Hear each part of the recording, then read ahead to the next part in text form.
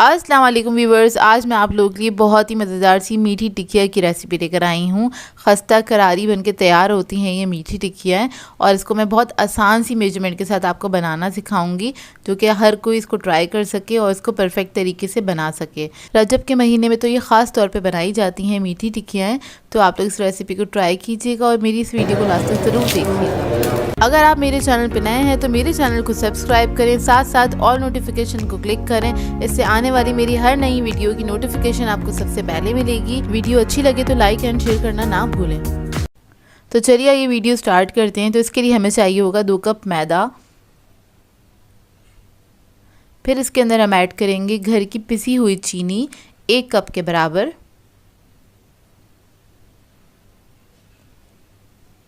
और फिर मैं इसके अंदर ऐड करूंगी सूजी आधा कप,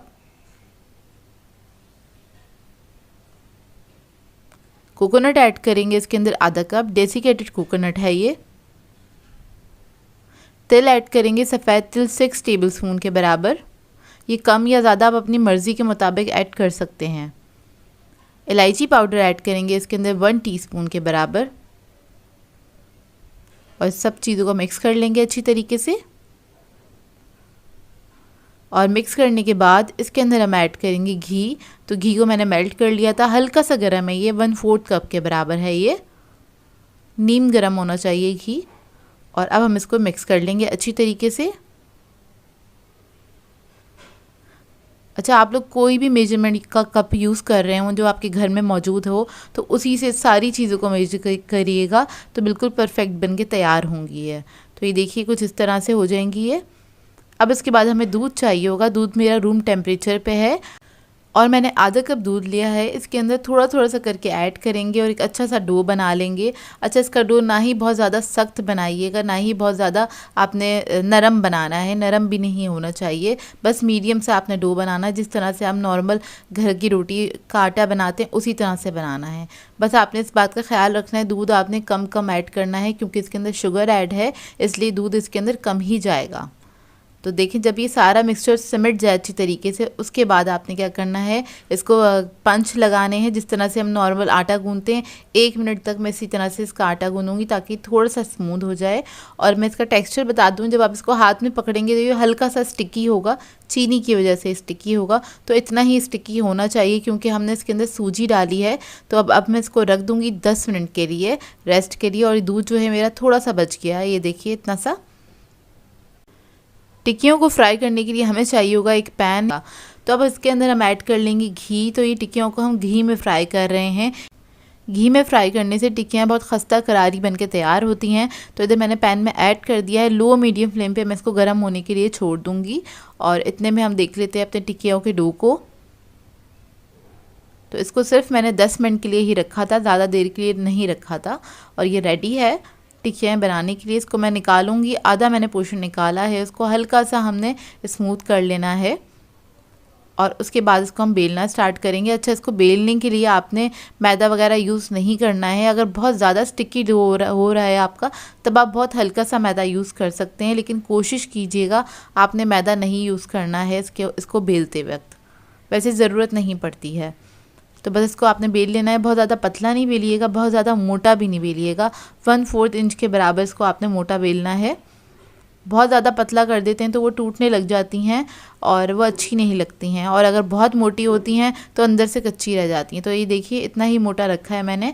अब इसी तरह से मैं इसको बेल के सारी टिक्कियों को कट कर लूँगी और इसको हम एक साइड पर रख लेंगे। और जो ये बाकी का डो बच गया है, इसका हम दोबारा से पेड़ा बनाएंगे और इसको बेलेंगे। इसमें से दोबारा से टिक्कियाँ हम कट कर लेंगे।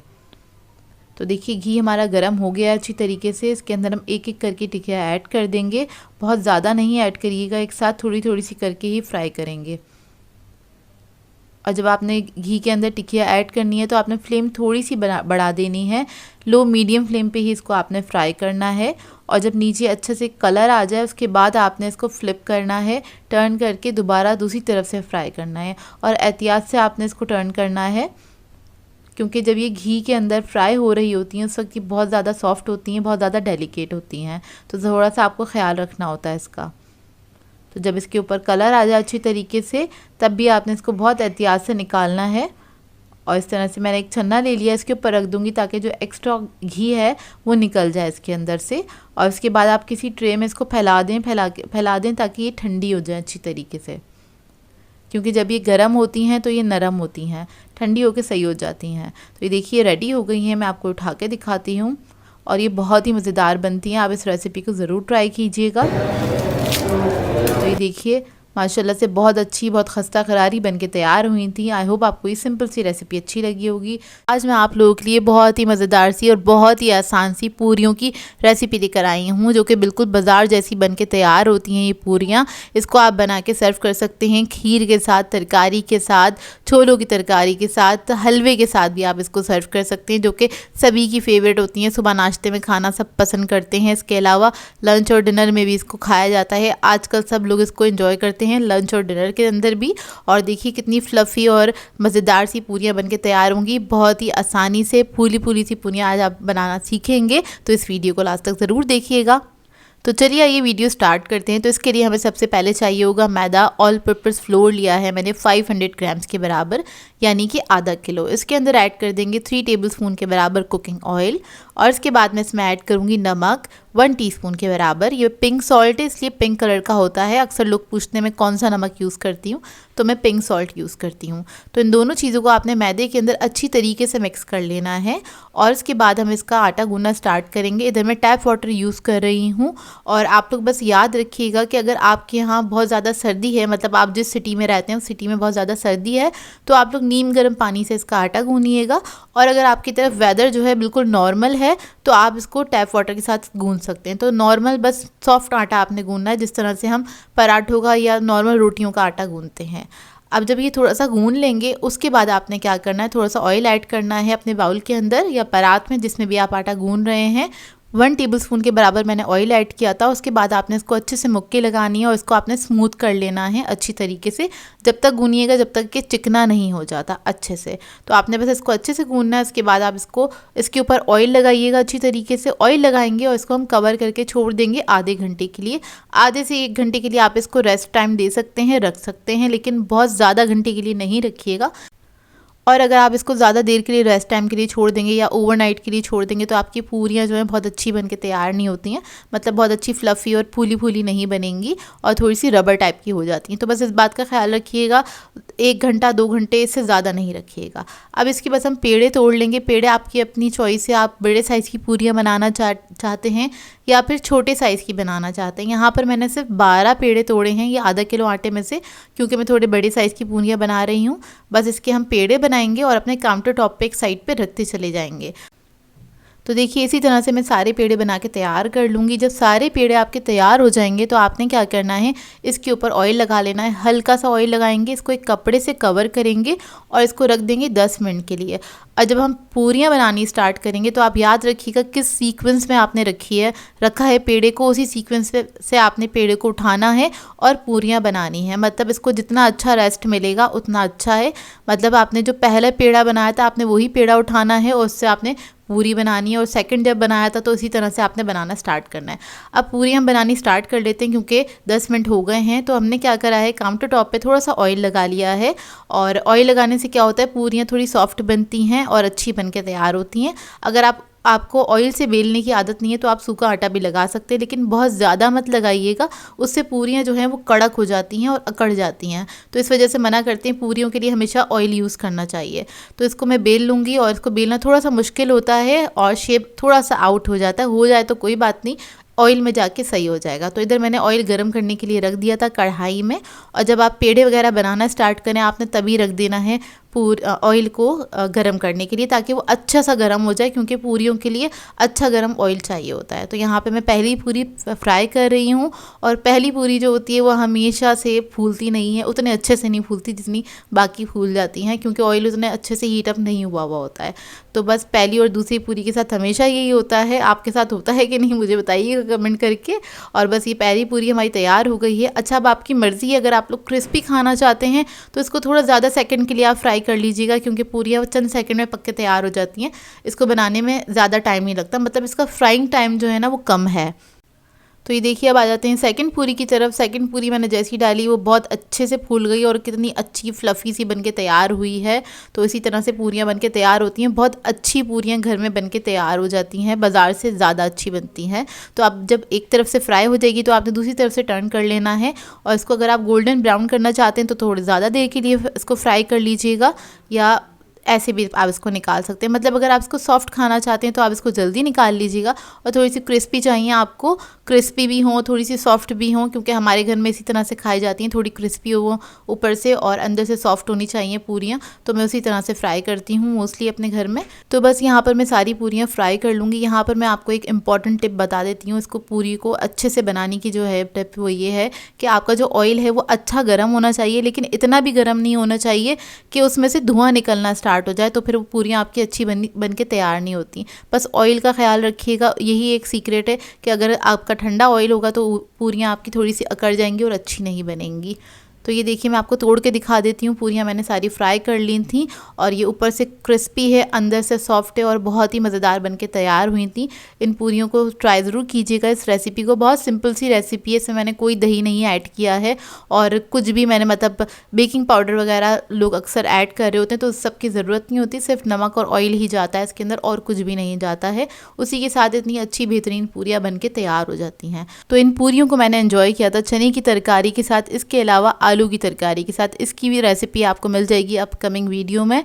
इसके अलावा आप इसको खीर के साथ और हलवे के साथ भी एंजॉय कर सकते हैं। इसमें आप लोगों के लिए बहुत ही मज़ेदार से चना पुलाव की रेसिपी लेकर आई हूँ, जिसे बनाना बेहद आसान है और ये बहुत जल्दी बन के तैयार हो जाता है। इसको बनाने में ज़्यादा टाइम नहीं लगता है और बच्चे बड़े सभी इसको शौक से खाना पसंद करते हैं, क्योंकि सभी का फेवरेट होता है। और थोड़ा मसालेदार पुलाव बनाएंगे हम, थोड़ा सा स्पाइसी भी होगा ये, जो कि बहुत टेस्टी बन के तैयार होता है। तो इस वीडियो को लास्ट तक ज़रूर देखिएगा। तो चलिए ये रेसिपी स्टार्ट करते हैं। इधर मैंने एक कढ़ाई ले ली है और इसके अंदर ऐड कर दिया है 1/3 कप के बराबर कुकिंग ऑयल। ऑयल मैं ज़्यादा नहीं ऐड कर रही हूँ, थोड़ा कम ही ऐड किया है इसके अंदर। फिर मैं इसके अंदर ऐड कर दूँगी प्याज। तो एक छोटी साइज़ की प्याज ले ली थी मैंने, उसको मैंने स्लाइस करके इसमें ऐड कर दिया। इसको हल्का सा हम फ्राई करेंगे, लाइट गोल्डन ब्राउन होने तक बस आपने इसको फ्राई करना है। उसके बाद हम इसके अंदर साबुत गर्म मसाला ऐड करेंगे। तो सबसे पहले मैं ज़ीरा ऐड करूँगी 1 टीस्पून के बराबर, और फिर हम इसके अंदर ऐड करेंगे लौंगे 4 से 5 अदद। काली मिर्चें ऐड करेंगे इसके अंदर 7 से 8 अदद। तेज़ पत्ते ऐड कर देंगे 2 अदद। इसके बाद में काली इलायची ऐड करूँगी 2 अदद। इसको हल्का सा बस फ्राई होने देंगे, बस इसको हल्का सा फ्राई करेंगे, बस अच्छी सी खुशबू आने लगे इसमें से। उसके बाद हम इसके अंदर लहसुन अदरक का पेस्ट ऐड कर देंगे तकरीबन 1 टेबलस्पून के बराबर, और इसको भी हम फ्राई कर लेंगे। तो देखिए अच्छे से फ्राई हो गया है। इसके बाद इसके अंदर मैं हरी मिर्चें ऐड करूँगी 4 से 5 अदद है, इसको मैंने स्लिट कर लिया था। और इसके बाद हम इसमें नमक ऐड करेंगे 1 टीस्पून के बराबर। कुटी हुई लाल मिर्च ऐड करेंगे 1 टेबलस्पून। टमाटर ऐड कर देंगे, एक बड़ी साइज़ का ले लिया था टमाटर, उसको मैंने कट कर लिया है, वो ऐड कर देंगे इसके अंदर। और इसको मैं मिक्स करूँगी अच्छी तरीके से। अच्छा, इसके अंदर मैं ऐड कर रही हूँ आलू। ये ऑप्शनल है, आप लोगों को पसंद हो तो ज़रूर ऐड कीजिएगा, क्योंकि बच्चे तो बहुत पसंद करते हैं आलू खाना। तो 3 मैंने आलू ले लिए थे मीडियम साइज़ के, इसको मैंने कट कर लिया है, वो ऐड कर दिए हैं। इसको भी मिक्स कर लेंगे अच्छी तरीके से। जब ये मिक्स हो जाएगा फिर मैं इसके अंदर पानी ऐड करूँगी तकरीबन आधा कप के बराबर, या फिर इतना पानी ऐड कीजिएगा कि आलू अच्छे से गल जाएं। इसको 10 से 12 मिनट तक पकने के लिए छोड़ देंगे कवर करके लो मीडियम फ्लेम पे, ताकि आलू जो है वो अच्छे से गल जाएं। तो देखिए 12 मिनट हो गए हैं इसको पकते हुए। चेक कर लेते हैं, बीच में मैंने थोड़ा सा पानी और ऐड किया था इसके अंदर, क्योंकि जो पानी था वो ड्राई हो गया था, तो आप लोग भी देख लीजिएगा। तो देखिए आलू यहाँ पे गल चुके हैं। अब इसके अंदर हम ऐड करेंगे चने। तो उबले हुए चने मैं इस्तेमाल कर रही हूँ तकरीबन 2.5 कप के बराबर। तो चने ऐड कर देंगे इसके अंदर, इसको मैंने बॉईल कर लिया था। इसको हल्का सा बस मिक्स करेंगे, और मिक्स करने के बाद इसके अंदर हम चावल ऐड करेंगे। तो यहाँ मैं सेरा चावल यूज़ कर रही हूँ, तकरीबन 1.5 पाव के करीब हैं ये, 350 ग्राम्स के बराबर हैं ये चावल। उसको मैंने धो के भिगो दिया था 1 घंटे के लिए, और उसके बाद हम इसके अंदर ये ऐड कर देंगे। फिर मैं इसके अंदर पानी ऐड करूँगी। तो पानी आप लोग चावल के हिसाब से ऐड कर सकते हैं, जिस क्वालिटी का आप लोग चावल इस्तेमाल कर रहे हैं उसी के हिसाब से आप ऐड कर सकते हैं। तो यहाँ मैं अपने चावलों के हिसाब से ही ऐड करूँगी पानी। आप लोग देख लीजिएगा आप लोग जिस क्वालिटी के चावल इस्तेमाल करते हैं। और अगर आपको अंदाज़ा करना है तो ये अंदाज़ा कर सकते हैं कि चावल से ऊपर पानी होना चाहिए तकरीबन 1.5 इंच के बराबर, क्योंकि हम सेला चावल इस्तेमाल कर रहे हैं, उसके अंदर थोड़ा ज़्यादा पानी जाता है। तो इसको मैं खुला ही इसी तरह पकाऊंगी 10 से 12 मिनट तक। लेकिन उससे पहले हम इसके अंदर ऐड करेंगे केवड़ा एसेंस, फ्यू ड्रॉप्स ऐड करें, इससे बहुत अच्छी खुशबू आ जाती है पुलाव के अंदर। और हम गर्म मसाला ऐड कर देंगे इसके अंदर 1/4 टीस्पून के बराबर। और इसको मैं पकने के लिए छोड़ दूँगी मिक्स करने के बाद। और इसको हम खुला ही पकाएंगे जब तक चावल जो है हमारे हाफ डन हो जाएंगे, तकरीबन 10 मिनट तक। तो देखिए पक चुके हैं और चावल जो है हमारे हाफ डन हो गए हैं और इसमें अच्छा खासा पानी हैगा मौजूद। तो इसी पानी के साथ मैं इसको दम पे लगा दूंगी तकरीबन 10 मिनट तक। लो फ्लेम पे इसको रख दीजिएगा कवर करके। तो देखिए 10 मिनट हो चुके हैं, 10 मिनट ही इसको मैंने पकाया था। पानी सारा अच्छे से ड्राई हो चुका है और ये चावल हमारे माशाल्लाह से बहुत अच्छे खुशबूदार और खिले खिले पक के तैयार हो गए हैं। तो इसको आप फ़ौरन से सर्व कर सकते हैं। इसके साथ अच्छा सा रायता या फिर सलाद बनाइएगा और चटनी के साथ इसको सर्व कीजिएगा। बहुत ही मज़ेदार बनता है ये पुलाव। आप लोग ट्राई ज़रूर कीजिएगा और अपना फ़ीडबैक ज़रूर दीजिएगा, बताइएगा ज़रूर कैसी लगी आपको ये सिंपल सी रेसिपी। बहुत जल्दी बन के तैयार हो जाता है, इसको बनाने में ज़्यादा टाइम नहीं लगता है। तो ट्राई ज़रूर कीजिएगा और अपना फ़ीडबैक ज़रूर दीजिएगा। इसमें आप लोगों के लिए बहुत ही मज़ेदार सी कूंडा खीर की रेसिपी लेकर आई हूँ। और आज जो ये खीर मैं आप लोगों को सिखाने जा रही हूँ वो पेशावर की मशहूर किस्सा खानी खीर है, जो कि पेशावर में बहुत ज़्यादा मशहूर है और ये बहुत ही लजीज डिलिशियस बन के तैयार होती है। और आज मैं आप लोगों को 5 किलो दूध से बनाना बताऊंगी परफेक्ट मेजरमेंट के साथ। तो इस रेसिपी को आपने लास्ट तक ज़रूर देखना है ताकि आपसे कोई स्टेप मिस ना हो। तो चलिए ये रेसिपी स्टार्ट करते हैं। तो इसके लिए मैंने एक पैन ले लिया है। सबसे पहले हम नट्स को फ्राई करेंगे। तो थोड़ा सा ही तेल लिया है, 1 टीस्पून के बराबर। आप लोग चाहें तो घी के अंदर भी फ्राई कर सकते हैं। नट्स मैंने लिए हैं 1 कप के बराबर। बादाम और पिस्ते हैं। नट्स आप लोग अपनी मर्ज़ी के मुताबिक ऐड कर सकते हैं, कम या ज़्यादा जैसे आपको पसंद हो। बस नट्स को हमने क्या करना है, फ्राई कर लेना है। पहले से इसलिए फ्राई कर रहे हैं क्योंकि हमें बिल्कुल ठंडे चाहिए होते हैं, इसलिए और इसको ठंडा होने में टाइम लगता है। बस 2 से 3 मिनट तक हमने इसको हल्का सा फ्राई कर लेना है और हल्की आंच पे फ्राई कीजिएगा। अच्छी खुशबू आने लगेगी, फिर हम चूल्हा बंद कर देंगे और इसको साइड पे रख देंगे ठंडा करने के लिए। अब आ जाते हैं खोए की तरफ, दूसरे स्टेप की तरफ। तो इसके लिए हमें खोया तैयार करना है होममेड। तो इसके लिए मैंने 1/4 कप के बराबर घी ले लिया है, नॉर्मल डालडा घी लिया है। इसके अंदर ऐड करेंगे आधा कप दूध। इसके बाद इसके अंदर हम ऐड करेंगे पाउडर मिल्क। तो इधर मैंने लिया है 1.5 कप के बराबर पाउडर मिल्क। कोई भी अच्छे ब्रांड का ले लीजिएगा, फुल क्रीम होना चाहिए, बस इस बात का ख्याल रखिएगा। इसको मिक्स करेंगे अच्छी तरीके से और आपने लो मीडियम फ्लेम पे इसको कुक करना है और अच्छे से मिक्स कर लीजिएगा, इसमें कोई लम्स ना रहें। पाउडर मिल्क के ये क्विक सा खोया बन के तैयार हो जाता है। इंस्टेंट खोया की रेसिपी है, इसको आप किसी भी रेसिपी में यूज़ कर सकते हैं। तो इसके अंदर मुझे खोया यूज़ करना था, तो इस वजह से ही मैं बना रही हूँ। और चाहें तो आप लोग रेडीमेड भी ऐड कर सकते हैं। तो बस यहाँ पे ये जो खोया है 2 से 3 मिनट में पक के तैयार हो जाता है। बस इस पे आपने ये ख्याल रखना होता है कि बस आपने चमचा चलाते रहना है, मिक्स करते रहना है इसको, ताकि नीचे से जले नहीं और ये बस अच्छे से तैयार हो जाए। बस मीडियम फ्लेम पे इसको कुक कीजिएगा। तो देखिए इसको इस वक्त 2 मिनट हुए पकते हुए, थिक होना स्टार्ट हो गया। बस आपने इसको इतना कुक करना है कि ये सिमट जाए इस तरह से। और उसके बाद हम क्या करेंगे, इसको निकाल के रख देंगे एक प्लेट में करके, किसी भी पैन में करके फ्रिज में रख दीजिएगा ताकि अच्छे से ठंडा हो जाए, क्योंकि हमें बिल्कुल ठंडा और सेट चाहिए। तो बस इसको मैं रख दूँगी। अब आ जाते हैं दूध की तरफ। इधर मैंने लिया है 5 लीटर दूध और इसको मैंने पकाने के लिए रख दिया था, मतलब इसको बॉईल आ गया है एक, और इसको हम लो मीडियम फ्लेम पे पकाने के लिए रख देंगे 10 से 15 मिनट के लिए। तो पहले आपने इसको पकाने के लिए छोड़ देना है चूल्हे के ऊपर और हल्की आंच पे बस रख दीजिएगा। उसके बाद आ जाते हैं अपने नेक्स्ट स्टेप की तरफ। तो यहाँ मैंने ले लिए हैं बासमती राइस 250 ग्राम्स के बराबर। अच्छी क्वालिटी के राइस ले लीजिएगा, क्योंकि खीर के अंदर आप अच्छी क्वालिटी के राइस यूज़ करेंगे तो उसका टेस्ट भी अच्छा ही आएगा। तो राइस की आपने क्वालिटी देख ली है कैसी है। यहाँ पर मैं बता दूँ 1 kg के लिए हमें ज़रूरत होगी 50 ग्राम राइस की। और इसको मैंने ओवरनाइट के लिए रख दिया था भिगोकर। अच्छे से आप जितना ज़्यादा टाइम देंगे राइस को उतना अच्छा है। इसको आपने क्या करना है, भिगोने के बाद इसको हल्के से मिक्स करेंगे और इसका जो पानी है ऊपर जो आया हुआ है उसको हम फेंक देंगे और उसके बाद हम नेक्स्ट स्टेप बताते हैं। तो पानी सारा मैंने फेंक दिया है। इसके अलावा हमें इसके लिए चाहिए होंगे ये पापे, रस कहेंगे, ये इजीली मार्केट से मिल जाते हैं। तो ये मैंने लिए हैं 12 अदद, मीडियम साइज़ के हैं, ज़्यादा बड़े साइज़ के नहीं हैं। और अगर आपके पास बड़े साइज़ के हों तो आप इसकी क्वांटिटी कम कर लीजिएगा। तो इसको मैंने तोड़ लिया है छोटे छोटे पीसेस में। यहाँ पे हमने एक ब्लेंडर जग ले लिया है, उसके अंदर हम सारे राइस ऐड कर देंगे और ये रस्क हमने ऐड करने हैं। तो मैं थोड़े थोड़े से ऐड करती जाऊँगी और इसका हमने एक पेस्ट सा बना लेना है इन दोनों को मिला के। लेकिन इसके अंदर हम दूध ऐड करेंगे, तकरीबन 1 गिलास के बराबर दूध ऐड करना है। और अगर आपको लगता है इसमें और दूध ऐड करना चाहिए पीसते वक्त तो ऐड कर दीजिएगा इसके अंदर। तो बस इसका हम सबसे पहले पेस्ट सा बना लेंगे। तो देखिए पेस्ट बन के तैयार हो गया है, कुछ इस तरह से हो जाएगा। और सारे पापे मैंने इसी के अंदर ऐड कर दिए थे। तो यहाँ पर हमारा दूध भी अच्छी तरीके से पक गया है। अब ये जो हमने पेस्ट बनाया था चावलों का और रस्क का, वो हम इसके अंदर ऐड करेंगे। लेकिन उससे पहले मैं इसके अंदर ऐड कर रही हूँ 1 टेबलस्पून के बराबर घी।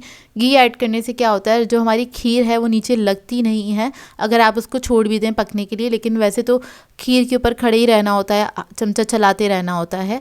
लेकिन फिर भी मैंने इसके अंदर थोड़ा सा घी ऐड कर दिया है और इसमें कुकिंग टाइमिंग भी कम हो जाती है, मतलब चावल जल्दी पक के तैयार हो जाते हैं। अब ये पेस्ट हम इसके अंदर ऐड कर देंगे और ऐड करने के साथ ही आपने क्या करना है, फ़ौरन से मिक्स कर लेना है। नीचे ये जमा नहीं होना चाहिए, नहीं तो सेट होना स्टार्ट हो जाएगा और लम्स बन जाएंगे। तो फ़ौरन से आपने चमचा चला देना है और अच्छी तरीके से मिक्स कर लीजिएगा इसको। एक बार आपने बहुत अच्छे से मिक्स कर लेना है और इसके बाद हम इसको बस पकाते रहेंगे। और इस खीर की कुकिंग जो होगी सारी लो मीडियम फ्लेम पे होगी, हाई फ्लेम पे आपने इसको कुक नहीं करना है। तो देखिए बस इसको पकते हुए तकरीबन 10 मिनट हो गए हैं और इसको हमने अच्छे से पकाना है। तो आपने चमचा चलाते रहना। यहाँ पर मैंने स्पून चेंज कर लिया है, वुडन स्पून ले लिया है, क्योंकि काफ़ी ताकत लगती है इसको हिलाने में और हम चमचा हमें चलाते रहना है। बस आपने हर 2-3 मिनट के बाद चमचा एक बार ज़रूर चला देना है। देखें इसको पकते हुए भी तकरीबन आधा घंटा हो गया है और ये अभी तक थिक नहीं हुई है, हमें थोड़ा सा थिक करना है इसको अच्छे से। तो देखिए 45 मिनट्स हो गए इसको पकते हुए और ये अब थिक होना स्टार्ट हो गई है। तो इतनी थिक हो जाएगी, वैसे ये बहुत ज़्यादा थिक नहीं होती है। अब इसके अंदर हम इलायची ऐड करेंगे 1 टीस्पून के बराबर। उसके बाद हम इसके अंदर ऐड करेंगे चीनी। तो यहाँ पर मैंने लिए 500 ग्राम्स के बराबर, यानी कि आधा किलो चीनी है। आप लोग अपने टेस्ट के मुताबिक ऐड कर सकते हैं, कम या ज़्यादा जैसे आपको पसंद हो। वैसे 5 kg में इतनी ही जानी चाहिए। तो चीनी ऐड करने के बाद क्या होगा, हम इसको मिक्स कर देंगे और ये दोबारा से पतली हो जाएगी खीर। तो फिर दोबारा से हमने इसको कुक करना है तकरीबन 15 से 20 मिनट तक, जब तक ये थिक नहीं हो जाती, जब तक आपने इसको कुक करना है। और इसी तरह से चमचा चलाते रहिएगा और साइडों पे जो खीर जमा हो रही है उसको आपने स्पैचुला से हटाते रहना है। नहीं तो क्या होगा, वो अगर साइड से थोड़ी सी भी लगेगी ना तो इसके अंदर टेस्ट आ जाएगा जले हुए का, जो कि अच्छा नहीं लगेगा और पूरी खीर आपकी ख़राब हो जाती है। तो बस थोड़ा थोड़ी चीज़ों का ख्याल रखिएगा, तो आपकी खीर बहुत अच्छी बन के तैयार होगी। अब नट्स जो हैं हमारे ठंडे हो गए हैं, तो हम क्या करेंगे, नट्स को हमने कूट लेना है। इसके अंदर कुटे हुए नट्स ही जाते हैं और वैसे हम घर के लिए बना रहे हैं तो इसलिए नट्स ऐड कर रहे हैं। वैसे तो ये कमर्शियल खीर की रेसिपी है, तो कमर्शियली तो इसके अंदर कोई भी नट्स वगैरह ऐड नहीं किए जाते, ये ऐसी सादी ही सर्व की जाती है। लेकिन आप ये नट्स ज़रूर ऐड कीजिएगा, इससे बहुत अच्छा टेस्ट आता है और फ्राई नट्स का तो और ही अच्छा आता है। तो देखिए नट्स को बस मैंने कूट लिया है मोटा मोटा सा और इसको हम निकाल लेंगे एक बाउल के अंदर। अब आ जाते हैं हम अपने खोए के ऊपर। खोए को मैंने निकाला था एक प्लेट के अंदर, फैला के उसको मैंने रख दिया था फ्रिज के अंदर। तो ये आधे घंटे में बहुत अच्छे से सेट हो जाता है। अब उसके हम क्रम्स से बना लेंगे इस तरह से, क्योंकि इसको हमें खीर के अंदर ऐड करना है, तो साबुत तो ऐड नहीं कर सकते। तो इस तरह से आपने बस इसको तोड़ लेना है, थोड़े मोटे मोटे से चंक्स में तोड़ लीजिएगा। तो देखिए इसको मैंने तोड़ लिया, इसको भी हम साइड पे रख लेंगे। खीर चेक कर लेते हैं, इसको तकरीबन 20 मिनट हो गए हैं पकते हुए। चीनी ऐड करने के बाद अच्छे से पकाया करें खीर को, ताकि उसके अंदर चीनी का कच्चापन ना रहे। अब जब ये थिक हो जाएगी फिर हम इसके अंदर ऐड करेंगे खोया, और खोए के साथ मैं ऐड कर दूंगी थोड़े से नट्स ऐड करूंगी, बस 2 टेबलस्पून के बराबर, ताकि खीर के अंदर एक अच्छा सा टेस्ट आ जाए नट्स का, क्योंकि इसको हमने फ्राई किया था और फ्राई करे हुए जो नट्स होते हैं ना उसका टेस्ट बहुत अच्छा आता है। तो बस इसको हम इतना कुक करेंगे, जो ये हमारा खोया है इसके अंदर अच्छे से डिज़ोल्व हो जाए। तकरीबन 10 से 15 मिनट और कुक करेंगे तो ये हमारी खीर पक के तैयार हो जाएगी। इसको मिक्स करने के बाद इसके अंदर मैंने केवड़ा एसेंस भी ऐड कर दिया था, तो 1 टीस्पून के बराबर हम ऐड करेंगे केवड़ा एसेंस। अगर आपको अच्छा लगता है तो ज़रूर ऐड कीजिएगा, इससे बहुत अच्छी खुशबू आती है और टेस्ट भी बहुत अच्छा हो जाता है। तो बस इसको मिक्स करेंगे और पकने के लिए छोड़ देंगे, और आपने बस मुस्तकिल चमचा चलाते रहना है, इस बात का ख्याल रखिएगा। और बस खीर हमारी तैयारी पे अच्छी सी थिक हो गई है। इससे ज़्यादा इसको थिक नहीं कीजिएगा, नहीं तो ये बहुत ज़्यादा मतलब सेट होने के बाद बहुत ज़्यादा जम जाएगी, जो अच्छी नहीं लगेगी। तो देखिए खीर हमारी रेडी हो गई है। अब इसको हम कूंडों में निकाल लेंगे। तो देखिए इसके लिए मैंने मिट्टी के कूंडे लिए हैं, आप लोग चाहे तो स्टील के जो तसले होते हैं, परास टाइप की होती हैं ना, उसके अंदर भी निकाल सकते हैं, घर की डिशों में भी निकाल सकते हैं। तो मिट्टी के कूंडों में बहुत अच्छी लगती है, इससे इसका टेस्ट भी बढ़ जाता है। तो यहाँ पर मैंने 3 कूंडे भर लिए थे। इसके अलावा छोटे छोटे बाउल्स थे, वो भी काफ़ी सारे भर गए थे, मतलब सेट हो गए थे इस खीर के साथ। ऊपर से थोड़ा सा बादाम पिस्ता हम ऐड कर देंगे जो हमने कूट के रखा था। तो ये देखिए 3 कूंडे हमारे तैयार हो गए। ये मीडियम साइज़ के कूंडे हैं, 2 kg के कूंडे हैं ये। और इसको हम रख देंगे ओवरनाइट के लिए, ताकि अच्छे से सेट हो जाए। और ठंडी ठंडी खीर ही अच्छी लगती है खाने में, तो इसको आप ठंडा ठंडा सर्व कर सकते हैं, पूरियों के साथ सर्व कर सकते हैं। और इसके अलावा आप इसको एज अ डिज़र्ट भी सर्व किया जाता है, क्योंकि सभी फेवरेट होती है खीर। तो हमें तो बहुत पसंद है, आपको पसंद है कि नहीं मुझे ज़रूर बताइएगा कमेंट करके। और इसका टेक्सचर देखें कितना अच्छा, स्मूथ, बहुत ही मज़ेदार, और ऐसे मुंह में जाके बिल्कुल घुलने वाली बन के तैयार हुई थी। एक बार ज़रूर ट्राई कीजिएगा इस रेसिपी को। मैंने बिल्कुल परफेक्ट मेजरमेंट के साथ आपको बताई है, ताकि आप लोगों की मिस्टेक ना हो और आप लोग भी इस खीर को एंजॉय कर सकें जिस तरह से मैंने एंजॉय किया था और मेरी फैमिली ने एंजॉय किया था। आई होप आपको ये रेसिपी अच्छी लगी हो। मैंने बहुत अच्छे से एक्सप्लेन करने की पूरी कोशिश की है, और अगर कुछ ना समझ में आया हो तो मुझसे कमेंट करके पूछ सकते हैं। मैं आप लोगों के लिए बहुत ही बेहतरीन सी रेसिपी लेकर आई हूँ। रोड बिस्किट सिखाने जा रही हूँ, जिसे आप लोग तबारक की रोटी के नाम से भी जानते होंगे। बहुत सारे लोग इसको तबारक की रोटी भी कहते हैं या तबारक के बिस्किट भी कहते हैं, जो कि रजब के महीने में बहुत ख़ास तौर पे बनाई जाती है।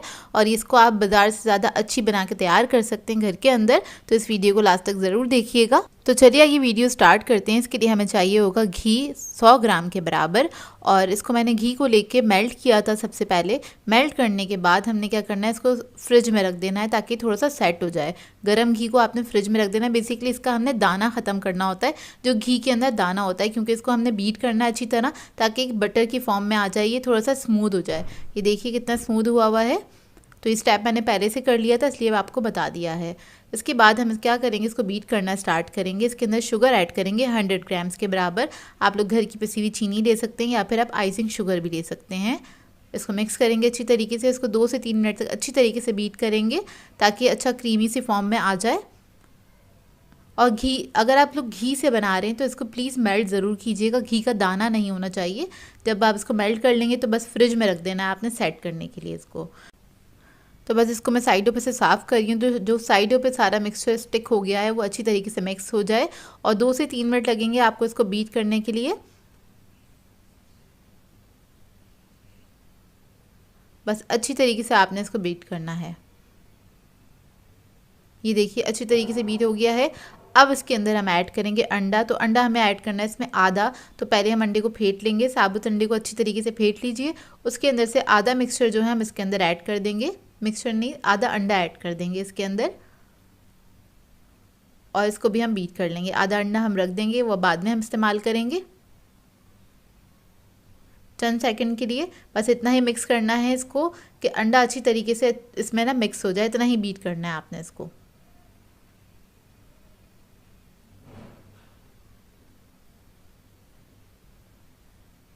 तो ये देखिए मिक्स हो गया अच्छी तरीके से। और अब हम इसके अंदर ऐड करेंगे इलायची पाउडर 1 टीस्पून के बराबर, और इसको भी हम मिक्स कर लेंगे अच्छी तरीके से। अच्छा, इसके अंदर कोई एसेंस वगैरह नहीं जाएगा, इलायची की जो खुशबू होती है वही होगी इसके अंदर।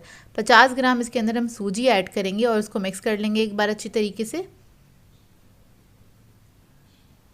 सूजी ऐड करने के बाद इसकी ब्लेड्स हमने हटा दिए हैं, बीटिंग का काम ख़त्म हो गया है। अब इसके अंदर हम बेकिंग पाउडर ऐड करेंगे 1/2 टीस्पून के बराबर। उसके बाद 150 ग्राम हम ऐड करेंगे मैदा, और इसको मिक्स कर लेंगे अच्छी तरीके से। अच्छी तरीके से बस आपने इसको मिक्स कर लेना है। तो इस तरह से डो की फॉर्म में आ जाएगा। थोड़ा सा स्टिकी होगा इसका जो बैटर है। और जिस तरह हम लोग बिस्किट्स वगैरह बनाते हैं सेम उसी तरह से होता है ये। आपने बस हाथों से अच्छी तरीके से मिक्स कर लेना है, और इसको इस तरह से आपने समेट लेना है। अच्छा, मेरा जो ये डो है बिल्कुल सही बना है। अगर आपको ऐसा लगता है इस स्टेज पे कि ये डो आपका थोड़ा सा ड्राई हो रहा है, तो आप इसके अंदर 1 टेबलस्पून के बराबर दूध ऐड कर सकते हैं, या फिर आप इसके अंदर घी भी ऐड कर सकते हैं ताकि नरम हो जाए। अच्छा, इसको अब मैंने काउंटर पे निकाल लिया है, और काउंटर पे निकालने के बाद इसको मैं हाथ से थोड़ा सा स्मूथ कर रही हूँ, क्योंकि सूजी जो होती है वो जल्दी से अपने अंदर मॉइस्चर सक कर लेती है। तो ये जो मिक्सचर होता है बाजू का ऐसा होता है, ये ड्राई भी हो जाता है। तो अगर ड्राई हो जाए तो मैं आप लोगों को बता रही हूँ, तो आप इसके अंदर 1 टेबलस्पून दूध ऐड कर सकते हैं। बहुत ज़्यादा नहीं ऐड कीजिएगा, बस इतना ही ऐड कीजिएगा कि ये आराम से इसके अंदर से बिस्किट्स बन सकें। तो ये देखिए, बस इसको मैंने अच्छी तरीके से मैश कर लिया है, क्योंकि हाथों की गर्मी की वजह से भी मक्खन या जो घी होता है वो मेल्ट हो जाता है, तो डो हमारा सही हो जाता है। तो ये देखिए, इसको अब हम बेल लेंगे। इसका जो डो है थोड़ा सा इसी टाइप का होता है, थोड़ा क्रैकी होता है। अगर आप लोगों ने नान खताइयाँ बनाई हैं तो आप लोगों को आइडिया होगा, बिल्कुल उसी तरह का इसका डो होता है ये। तो देखिए, इधर मैंने एक कुकी कटर ले लिया है। वैसे तो रोड जो होते हैं बड़े साइज़ के होते हैं, पेटीज़ का कटर है ये, और उससे मैं इसको कट कर लूँगी। तो मैं बहुत बड़े साइज़ के नहीं बना रही हूँ, दरमियाने साइज़ के ही बना रही हूँ। ये आपके ऊपर डिपेंड करता है आप किस साइज़ के बनाना चाहते हैं। तो इसको मैंने जो बेला था तकरीबन 1/4 इंच के बराबर का बेला था, इससे ज़्यादा मोटा नहीं रखेगा, क्योंकि घर के जो हमारे ओवन्स होते हैं वो छोटे होते हैं, इतने बड़े साइज़ के नहीं होते हैं। तो क्योंकि बेकरीज वगैरह पे तो काफ़ी बड़े साइज़ के मिल रहे होते हैं। तो देखें, इसको मैं इतना मोटा ही बेला है। अब मैंने इधर एक बेकिंग ट्रे ले ली है, उसके अंदर बटर पेपर लगा दिया था, ग्रीस नहीं किया है, इसको ग्रीस करने की ज़रूरत नहीं है। इसके ऊपर रख देंगे, इसको सेट कर लेंगे, और उसके बाद ऊपर हमने इसके ऊपर लगाना है अंडा। जो हमने बचाया था वही अंडा मैं यूज़ कर रही हूँ। तो इसके ऊपर हम एग ब्रश कर देंगे अच्छी तरीके से,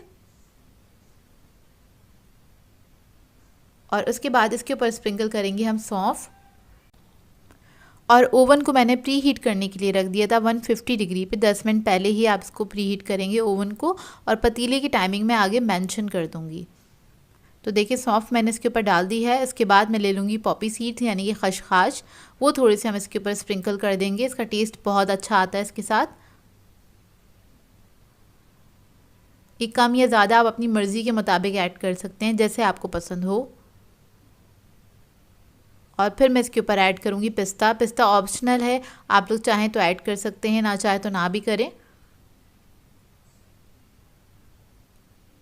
थोड़ा सा पिस्ता स्प्रिंकल करने के बाद इसको मैं थोड़ा सा ऊपर से दबा दूंगी, ताकि इसके ऊपर ये स्टिक हो जाए, चिपक जाए सारा कुछ इसके ऊपर। तो ये देखिए, इस तरह से हल्के हाथ से। और अब मैं इसको बेक करने के लिए रख दूंगी। ये बेकिंग टाइमिंग है इसकी 15 to 20 मिनट्स के लिए। 150 डिग्री पे ये बेक होगा।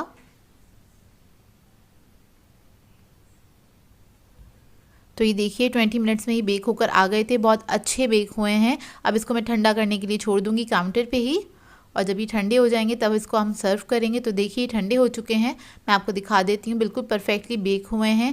घर में बहुत अच्छे से बन जाते हैं ये, आप लोग ज़रूर ट्राई कीजिएगा। बहुत आसान सी रेसिपी है, और अपना फीडबैक ज़रूर दीजिएगा मुझे। तो ये देखिए इसका लुक, मैं आपको इसको तोड़ के दिखाती हूँ। ये देखिए, और ये बहुत मज़ेदार बने थे, जायके में बहुत अच्छे थे। सो व्यूअर्स, अगर आप लोगों को मेरी रेसिपीज़ अच्छी लगती हैं तो मेरे चैनल को सब्सक्राइब करें, लाइक करें, कमेंट ज़रूर किया करें, शेयर भी ज़रूर किया करें अपने फ्रेंड्स के साथ, फैमिली के साथ। तो मुझे अपनी दुआ में याद रखिएगा। अल्लाह हाफ़िज़।